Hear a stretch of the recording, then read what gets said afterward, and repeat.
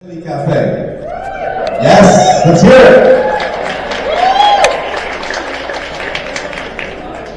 Thank you very much for being here today. Don't worry if you're getting food, take your time, enjoy your food, grab a drink. But we do have some remarks for you that I think you're going to enjoy, and they're very important to our work. So why don't we get things started? I am Javier Suarez, and I'm the board chair at Children First. And I'm so proud to hold this first ever event for our organization at this amazing venue that is Mama Juana Cafe Philly.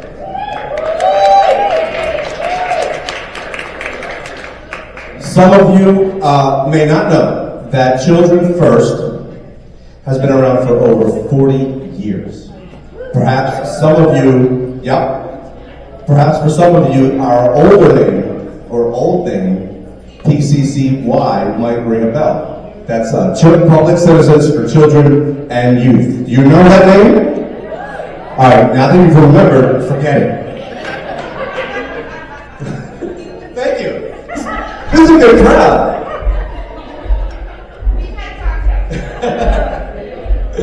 We decided that our purpose should be clearly stated in our name. Children First. So, and, by the way, Children First is what we stand for. This event tonight is going to continue a theme of firsts. This is the first time we are shining a specific spotlight on Hispanic kids with our report. This is the first time we make a special effort to reach out to many of you and other leaders in the Hispanic community, specifically to ask you to join our call to action for children in the city. This is my first public event as board chair, and I am now the second Hispanic to be at the helm, but certainly I will not be the last.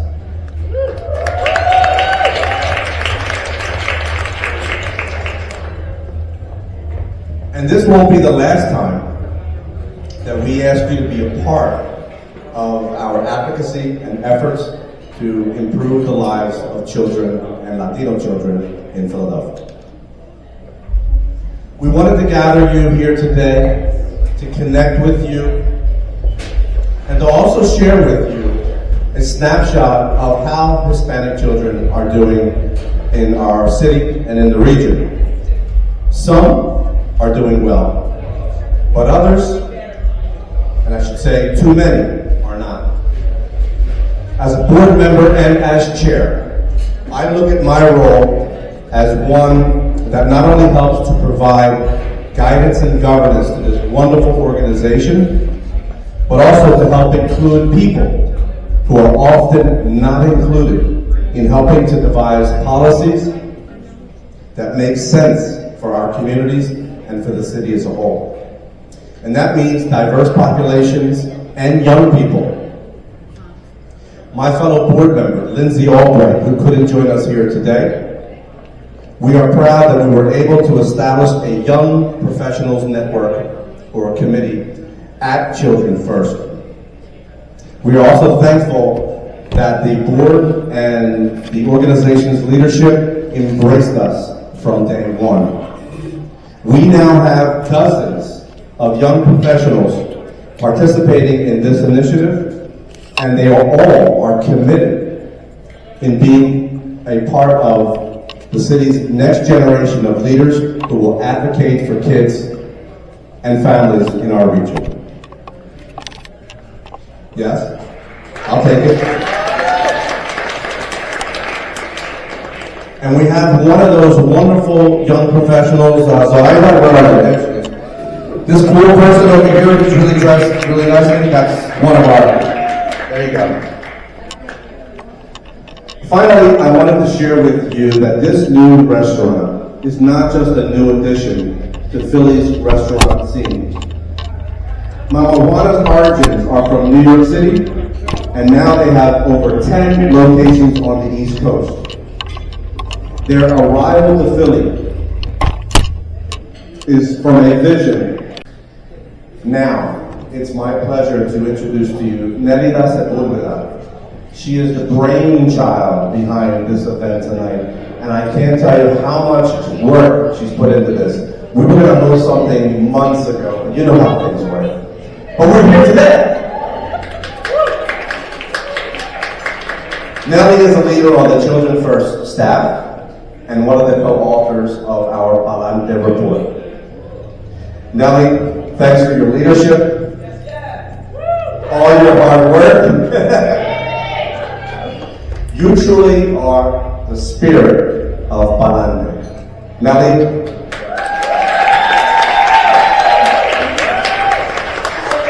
Welcome, bienvenido. I'm so happy that you're here. Estoy increíblemente orgullosa de estar aquí con ustedes, presentar a ustedes el reporte, un informe, para que vean el estado en el cual están viviendo nuestros hijos. I work at Children First. I'm a lifelong Philadelphian, and I'm also a product of the Philadelphia School District. And I wanted to share with you, a few insights and some reactions I had while working on this report. And I want to start by saying that it was not easy to absorb the story that the numbers were telling us. I had many mixed emotions, walked around on taco, like a lump in my throat for days and not knowing why. And then it dawned on me that the reason is because this report in many ways captures my story. You see, over a half a century ago, my grandparents in the late 1960s moved to Philadelphia from Puerto Rico, and they brought me with them. I was about 18 months old. We settled in the Art Museum area. I went to preschool in the basement of the church on 19th and Spring Garden. I went to Waring Elementary at 18th Green. Yes. And their goal, like the goal of so many families that move here, was to echar pa'lante, to make the best out of their circumstances and to put me on a path where I could shine bright. And they believed that the way to do that was through education, right? And why they believed that was because their education had been cut short. My grandfather, when he was in second grade, got pulled from school to go work in the sugarcane fields, or Talcaña. And my grandmother got pulled from third grade so that she could help her siblings and her mom clean houses in the pueblo and sell eggs and whatever fruit and vegetables they could pull out of the backyard so that they could eat. So it's not lost on me the magnitude of what they hoped and dreamed for me. But I also remember in the earliest parts of my memory as a child was the awesome responsibility and the weight of being a navigator and a translator for grandparents who did not speak English, who didn't know how to navigate public systems, access resources and information so that they had the help they needed so that they in turn could help me. We didn't have teachers and support staff. We didn't have nurses or doctors or caseworkers or service providers who spoke Spanish to help them navigate these systems. And we didn't have any materials that I could read to them, which, by the way, I learned to read Spanish with the only Spanish language book in the house, which was my grandmother's Spanish Bible. That was the only Spanish book in my house.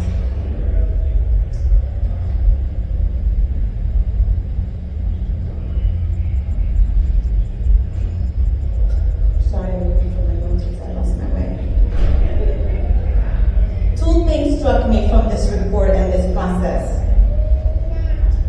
As I looked at the numbers over and over, and as I helped craft a narrative that I hope touches your heart, taps into your sense of justice, and compels you to act on behalf of the children, the Hispanic children of Philadelphia, all children in Philadelphia. They all need us. So here are the two things that stood out for me the most.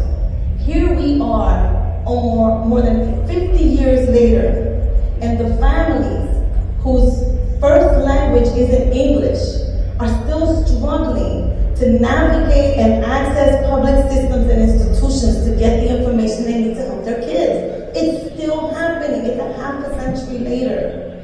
It's still happening. And the efforts that have been put forth are just not enough. The second thing that stood out for me is that I have spent the last 30 years of my life working on public policy reforms around education and early childhood education.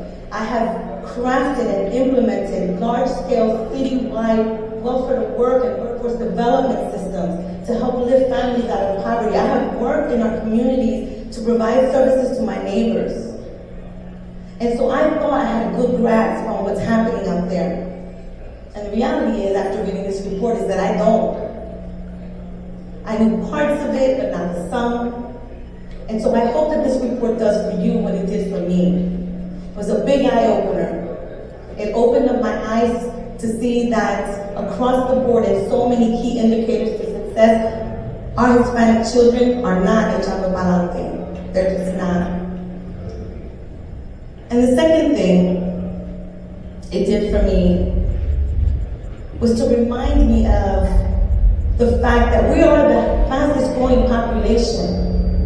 And that comes with the responsibility of using our voice to impress upon our elected officials, our public system leaders, our community leaders, that they have to do more for our kids, and they have to engage the families and the parents of the over 70,000 Hispanic kids in Philadelphia to make that happen. So thank you so very much for joining us tonight. Please take the time to write this report. I want to give a shout out to Parker and Amy and Donna, because they have made that happen. So thank you all. I'm going to pass it. Thank you. Thank you, Nellie. Woo! That's a hard act to follow. Now, you'll all get this report when you leave, but we thought we'll talk to you a little bit before you get it, and you can get it in Spanish or English. And I want to see, is Olga still here from Libros? Is Olga still here? Olga, yeah. So Nellie said that the only book in her house in Spanish was her mother's Bible. And Olga is collecting books in Spanish to put in families' households. So come up here a little bit so people can see who you are. So if you have books in Spanish in your house, let's make sure that Nellie's experience ends tonight. And donate your books to Olga, please. Thank you. So I'm Donna Cooper. I'm the Executive Director of Children First. And Nellie, who helped us write this report, brought her real life experience to this. And I want to say that it made it very, very hard for us to get through this. These numbers are real stories. They're Nellie's stories. They're the stories of so many people in this room. And I wanted to share some big takeaways with you of what we found. First, as Nellie said, we're the fastest growing population, Hispanic families, and there's 70,000 kids. Just in the last few years, 5,000 more kids have enrolled in the Philadelphia School District who don't speak English. But as we know, many Hispanics in Philadelphia speak English. But that's just the net increase of those who don't speak English. But for years, we lagged New York and Los Angeles in terms of the cultural richness that the diverse Hispanic community brings to cities. And finally, we're getting to be part of those numbers and have that vibrancy from all of the Latin countries. And so that vibrancy brings us strength and vitality in the city, but it only delivers on that if we also make sure that the elected officials who benefit from that vibrancy and talk about it and have press conferences about it and point and cut ribbons about it, actually live up to the kinds of changes that we outlined in this report have to happen. There's another really good thing happening in the Hispanic community, and that is that the poverty rate in the Hispanic community has dropped. In 2015, 58% of kids in Hispanic families were in poverty, 6 out of 10. And the most recent data from 2022 shows that it's 4 in 10. And by any researching standards, that's a big drop. Again, a testament to the hardworking families in this community, the vibrancy of the business sector of this community. This This is great news, and it shows that as we diversify and become a more Hispanic city, we're becoming a city that's lifting its children out of poverty. Good news. The other thing we know is that, look, we may be a city that is increasingly Latino, but we are a city that has a long history of racism, a long history of segregation by class. We have cultural challenges where we think, oh, everybody's a Mexican, or everybody's just from the same place in Africa. We have a lot to learn from each other. And our social services sectors, and our schools, and our business institutions need to have that nuanced understanding of who the Hispanic children are so they can build bridges and help them build great lives. And what we found in this is that Hispanic parents are doing an unbelievable job navigating systems that far too many of them don't understand because they're new or because of language barriers. So they're getting their kids an early childhood education. They're taking advantage of early intervention. Teen pregnancy rates are going down. Kids are by and large healthier in the Hispanic community now than they were 10 years ago. And they're actively making decisions about what schools they go to. Do they go to a charter school? Do they go to a traditional public school? Do they go to a cyber? This level of parental involvement is a dream for a city. It shows that the city can form a partnership with parents. If it takes the passion that the parents have and the involvement that the parents has and internalizes that and acts with the same level of commitment, then the rest of the data I'm going to tell you about can be turned around. But still, our systems see our parents in the Hispanic community as far too passive and far too removed from the core role of they have as parents. And that is not what this data shows. There's opportunity here. And I want to say that not all the data we need to know to understand our children is in this report. Some of our systems are far too opaque. We really don't know much about how many Hispanic kids are in foster care and how do they fare, or in juvenile justice and how do they fare, or in our mental health systems. So we have work to do to learn more about these children, and Tony Valdez is here tonight, so he can tell us some stuff about that he knows. But where the data is clear, I'm very inspired, as I said, that at the early ages, these kids are showing up where they need to be. Now, we have too few early childhood programs, and we're underfunded in early intervention, but families are using these services as much as they can. But where we see the biggest challenge, and I think it's sort of what Nellie was referring to, is in our school system, right? Whether it's a district-run school, a charter, a cyber charter, things aren't working really well. 7 out of 10 kids cannot pass grade level assessments in any of those schools. In any. Now, the data is a little bit better, bricks and mortar charter than public schools, because we have some specialized cultural charter schools for Latino kids in this city. But they're still failing there at 70%. Now, I do not want to blame the victim. Let's be clear. Why is this happening? Why are charter schools and public schools failing our children in Philadelphia? Because we have among the most under-resourced schools in the state.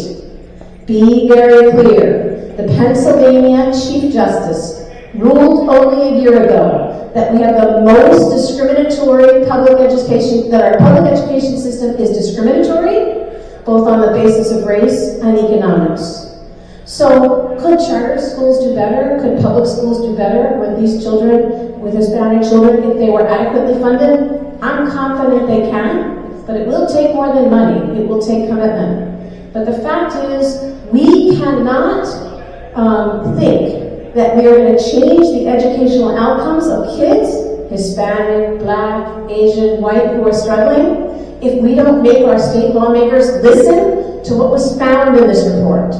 That across the board, under-resourced schools cannot deliver the results, even where there's high levels of parental involvement.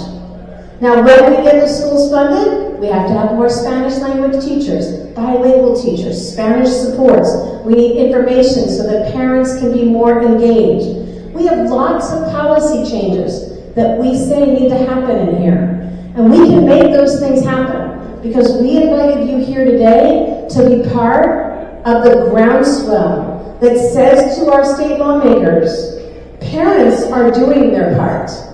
The people not doing their part are those who are elected to fund our schools and put the resources to get on the table for our children to succeed. Now, this is just our point of view. We're one little organization, 40 years in the making, or 42, fighting for kids. But I wanted you to also give a bit of your attention. Feel free to get up and get some food, but a bit of your attention to two experts in our community who are serving children that this report is about. And so we've invited Tony Valdez, who's already been, hailed here, as the CEO of Children's Crisis Treatment Center. Amazing. And Damaris Alvarado Rodriguez, who is the head of, what would you say, CEO? I can't roll my R, I never could in Spanish.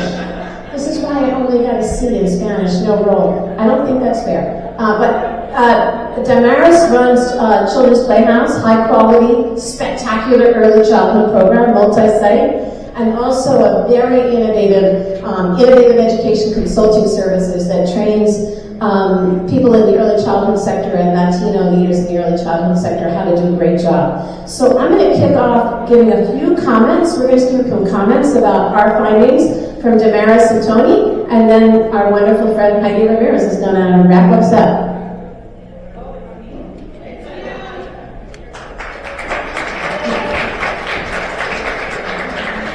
Hello everyone, it's so hard to come right after that one, but I am going to read and try for the very first time because my assistant printed that paper pretty small and I can't see it. So please bear with me. My name is Damaris Alvarado Rodriguez. I'm the Executive Director and owner of Children's Playhouse Early Learning Center. I have two high-quality centers in South Philadelphia, and because I have a lot of time in my hands, I decided to expand and go into the Fairhill section of Philadelphia as well. So hopefully by next year, I'll be servicing over 349 families. Thank you. On my spare time, because I have spare time, I am also the president of Latinos Educando Juntos, and that was part of a front nonprofit organization supporting Hispanic providers across the state of Pennsylvania. So we bring them resources, we fight for language justice, and we fight for our children. So I received this report, Adelante report last night, and I said, what the?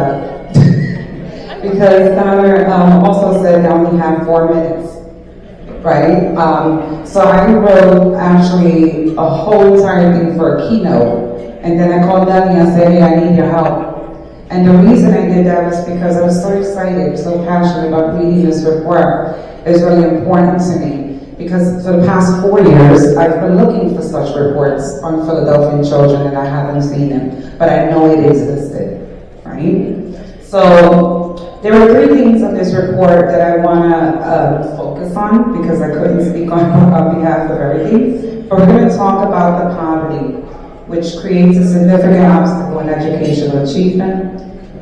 As no surprise, as many of our Philadelphians are struggling through poverty and living under poverty guidelines, but when COVID struck us, many Hispanic families, especially those who are undocumented and with children, were left without income, not being able to feed their families or access the resources they needed to get through the shutdown. Sorry, guys. Many Hispanic children went without proper resources and went through many days going to bed hungry.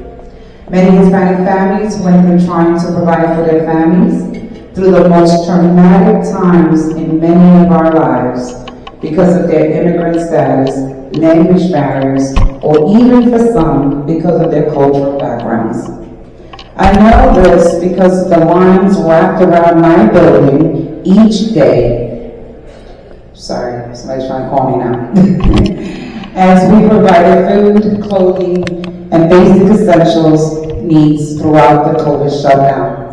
hours aligned with children to get through the day and to start all over the very next day.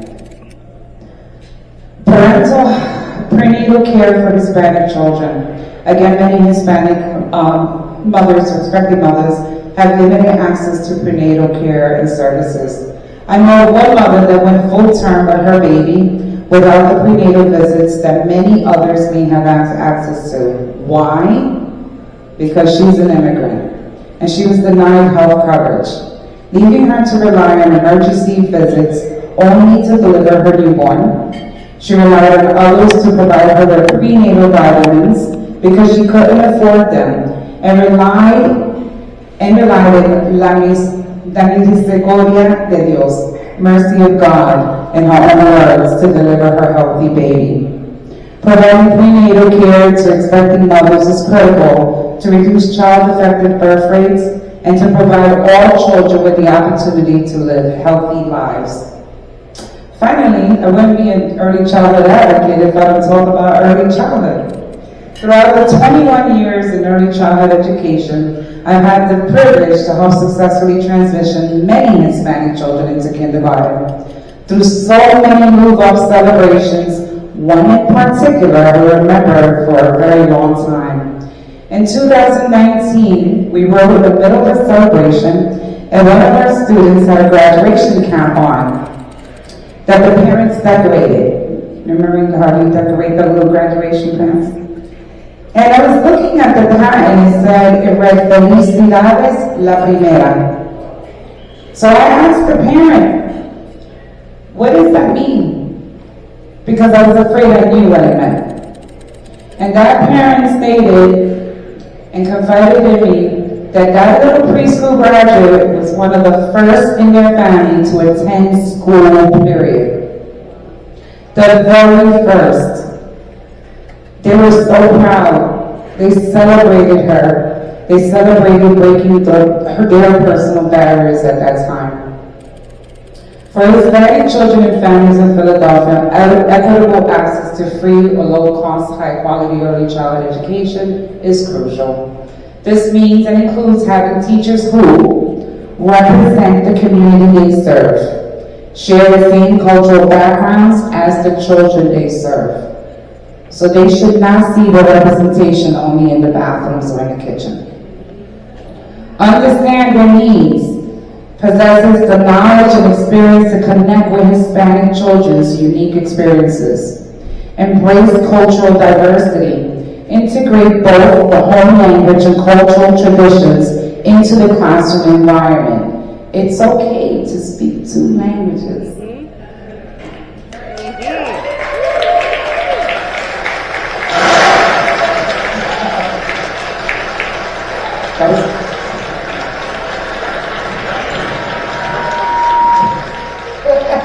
That was fun.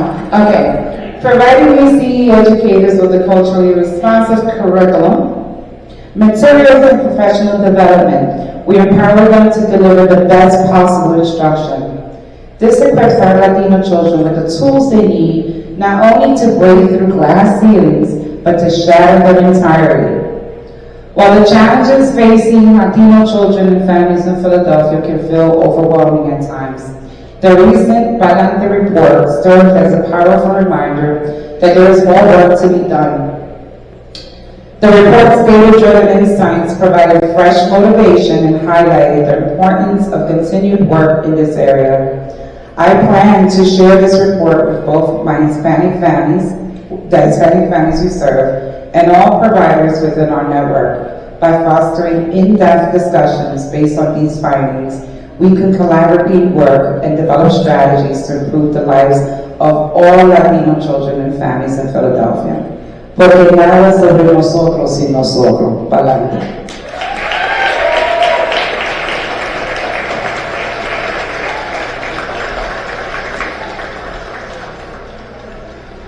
What happened to my walk-up music? And by the way, Damaris, Donna told me I had 30 minutes. So, no, I'm not going to even take up the 4. My name is Tony Valdez. I am the CEO of Children's Crisis Treatment Center. Our headquarters are actually a half a block up the street. I've been there for 26 years now, which is kind of mind-boggling. For those who don't know us, we are a children's mental health agency here in Philadelphia, specializing in working with young kids and working particularly around the issues of trauma. We've been working with trauma for decades now, and that topic is very important, and it's going to come up a lot for me tonight in terms of what we call a trauma lens, or being trauma-informed, and how we view the world. What I wanted to share about the report and what jumped out at me is that when I take a look at the changes that we're seeing in Philadelphia, one of the things that isn't in the report that's important to understand is there's been a big change in the last 20 years in what's happened in Philadelphia in the Hispanic community, the Latino community. We've experienced a really big change in immigration. And a lot of new groups have been entering the city over that time. The other thing that was really important and interesting in the report is that the declining poverty rate, which Donna mentioned earlier, I think we need to understand that a little better and not make assumptions about what that's about. I think it's really important that we dig into that a little bit and understand why that's happening, how that decline is happening. Are there certain particular groups where we're experiencing this more than others? Part of the reason I bring that up is because we need to understand who is the Hispanic community in Philadelphia today. Now, I'm not going to talk about this the way other people might talk about it, where they often will talk about, oh, how many Dominicans are there, how many Cubans are there, how many Mexicans, how many Puerto Ricans, how many Guatemalans. That's not exactly what I mean by this. I think we need to understand the difference that there are many immigrants coming into the city now who need us to get out of their way. So we need to understand who are those people, how do we create systems and policies that support these people to succeed. We don't want to get in a situation where giving people or providing people with things that aren't really what they need. On the other hand, and this is where my trauma lens kicks in here, we have people who have been living in 3 or 4 generations of poverty in the city. Over and over and over again. Violence, domestic violence, community violence, drug-related issues, neighborhoods where there's trash everywhere. So we have families who have been struggling with this generation after generation. It's not the same plan for these two groups that I'm talking about. And what we need to do with the community, in some cases it's more short-term, and the interventions are more short-term in nature, and for the other folks, we have some long-term commitments that we have to make to the city. So I really ask all of us to really work hard to begin to dig at the next step of this report. And the next step is really to understand sort of that next layer of who these people are. What are the challenges that they're living? What are the things that are different? And I think we're competing with Brooklyn Bowl, aren't we? So,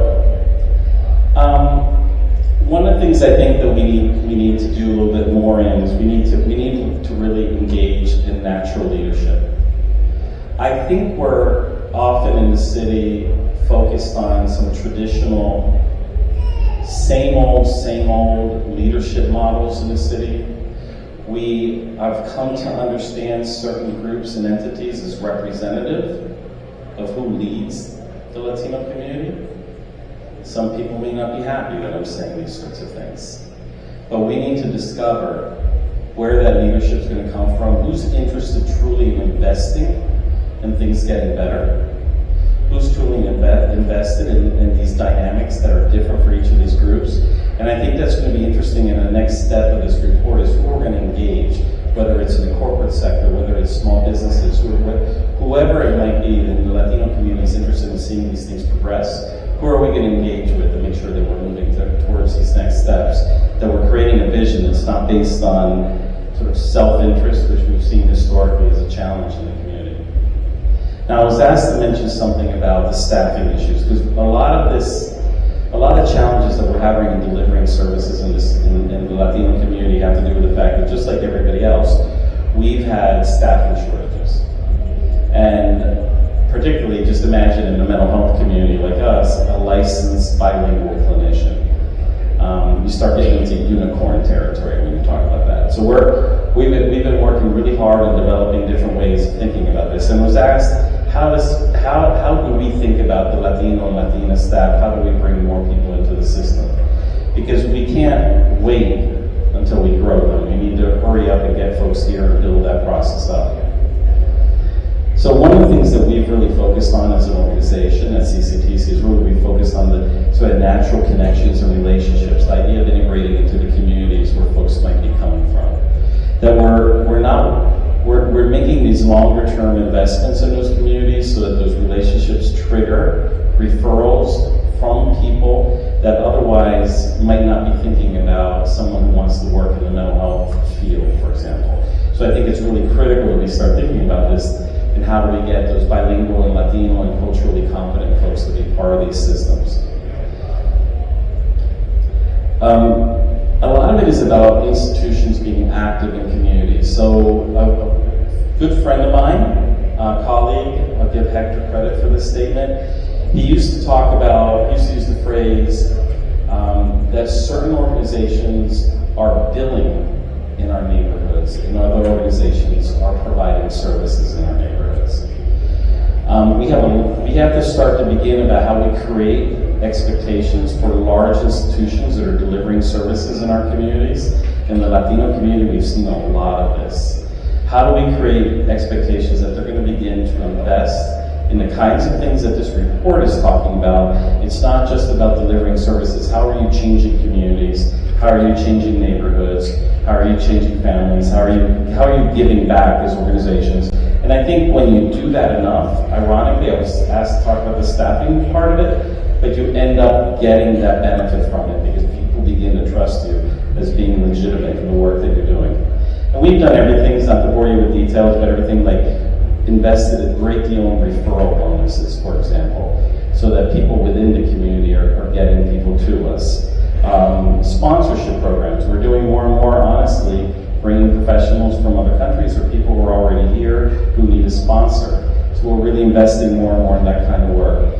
You have to have, institutions have to have flexibility and understanding that English isn't going to necessarily be great with the best candidate that's sitting in front of you. And that we need to begin to get more flexible in our thinking and understand the prejudices that exist on our own staffs about people who don't speak English well. It becomes an excuse to not hire a certain person. So we have to build in very intentionally move that forward. You need to make sure that the people who are doing interviewing and hiring, that you have Latinos and Spanish-speaking people amongst that group. And so it's not just, we need to begin to set those expectations for our friends, those other organizations that are doing the same kind of work. And you know, we've got to create an atmosphere that when that person comes to work for us, this is their first or second job in the United States, feels welcome in your space. Because we've built systems that are about the people who are already here. And if we want the folks, the new arrivals, to feel safe and feel good where they are, then we need to build a place that feels welcoming to them. And last but not least, and this kind of covers the whole thing, this came up a bunch of times. I remember I saw this study 20-something years ago about what are the biggest variables for people who are arriving here. And it's kind of interesting that 20-something years ago, this report came out that number one, it was language, number two, it was language, number three, it was language. Now, we have a school district now that's and probably, if you think about it, they're reporting 22%, let's just assume it's probably a little bit higher. If the census is reporting certain numbers, let's assume it's a little bit higher. Whatever these numbers are, let's assume it's higher.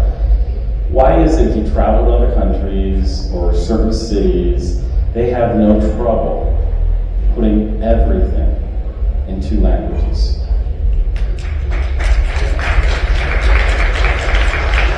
Is it not time that we understand we're in a bilingual environment?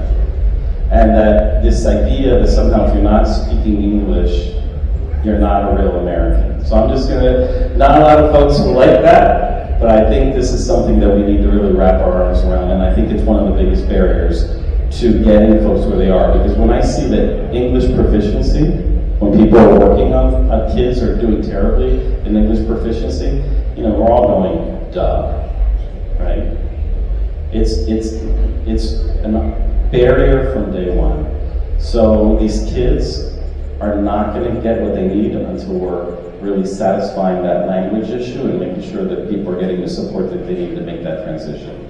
So I want to thank Donna, Javier, Nelly, everybody. This is amazing. Thank you so much for all the work that you're doing and bringing this to our attention, and thank you very much.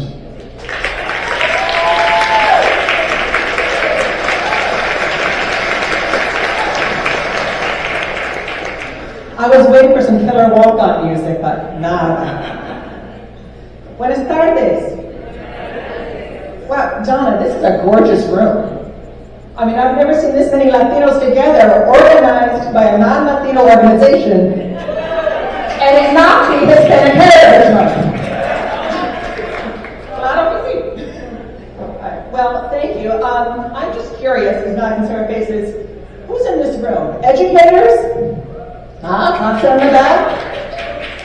Padres, parents, and families?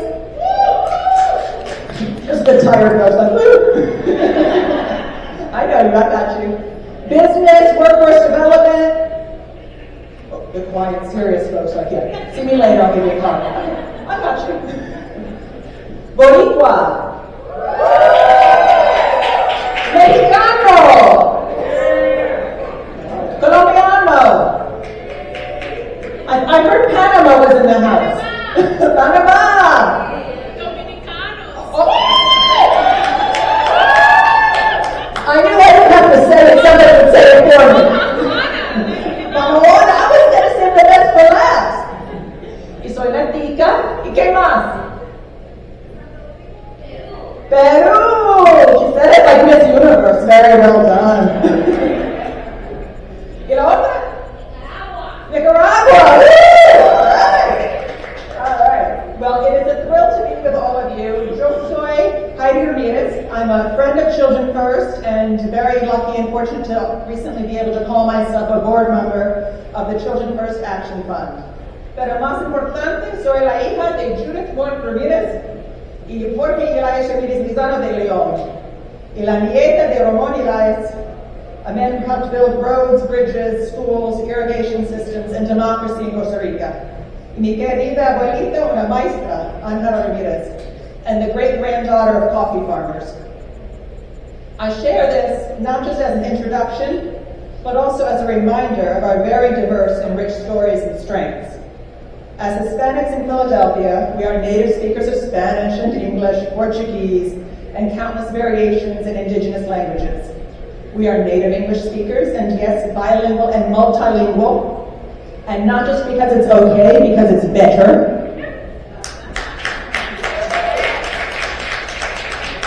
We are first, second, third, and fifth in generation, and brand new and aspiring Americans, and many of us, yes, were Americans before America, as Mexicanos, Indios, y Tejanos.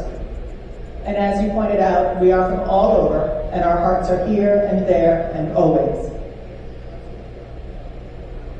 We are every kind of color, every kind and tongue, and yes, as Donna and I have talked about, every way of self-identifying as Hispanic, Latino, Latina, Latine, Latinx. But most importantly, we are strong.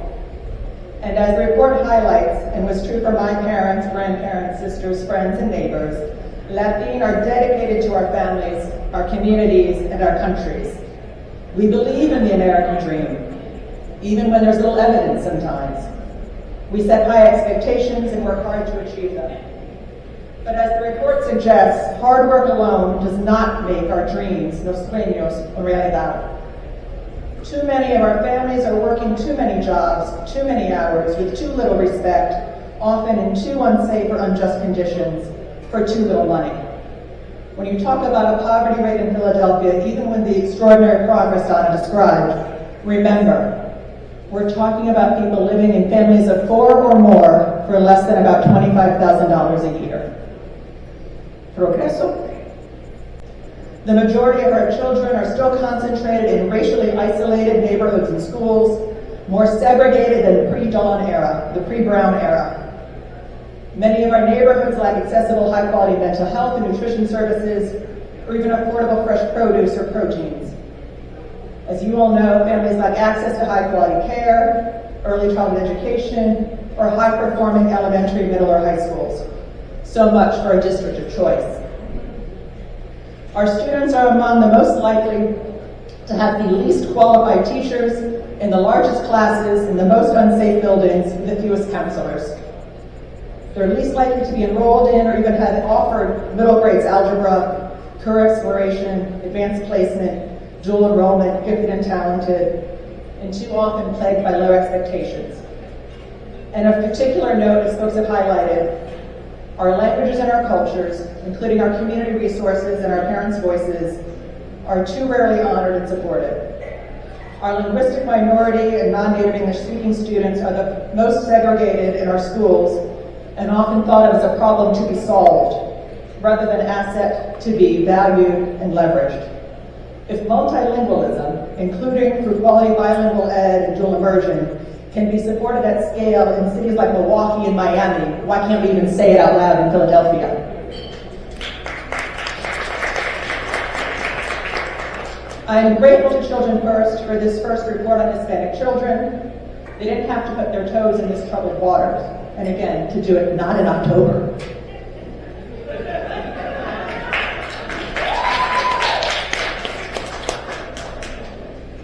As you'll read, the focus of this first report is largely on outcome data. But we all know these data are not inherent to who we are or what we are capable of, as much as they are a product of systems, structures, policies, practices, and programs that continue to marginalize and minoritize our children and families, not just Hispanics. Later this week, you'll get an email from Children First with the Adelante report in English y Espanol. We urge you to read it carefully, share it widely, including with your state representatives, your senator, as well as your city council member, business leaders, neighbors, friends, familia, basically everybody. And to do something about it. Challenge the current status quo in Philadelphia. The state does not have to be static. We need you all. Equitable opportunities and better outcomes for our children won't happen without us, or just on the strength of our dreams and hard work.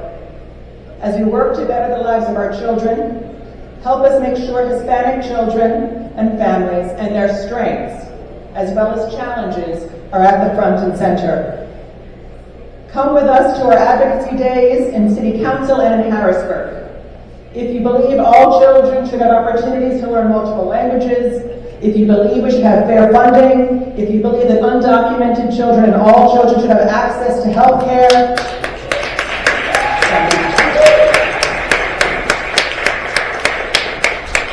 if you believe that, would write a check already, would you? If you believe it, say it. Use your voice. There are flyers here with details so you can join us at City Council in Harrisburg. Don't leave without them. Consider Children First a resource for data and analysis as a partner that helps you amplify your voice in the halls of power. And that includes classrooms, communities, council meetings, and caucuses. Support Children First by joining our annual celebration on May 16th. It's not just the Latinos who know how to throw a party. Some of the teams do pretty well. Come help us honor Vanguard, a corporate leader that has supported early childhood ed for decades in this region. And finally, and most sincerely, thank you so much for joining us this afternoon and going forward. And especially on behalf of our Latin children, in case you didn't notice, I'm not a native Spanish speaker, but among my favorite words, gratis, orgullo, ombligo, it's just fun to say, no? And adelante. Mil gracias, hasta pronto, para adelante. Gracias.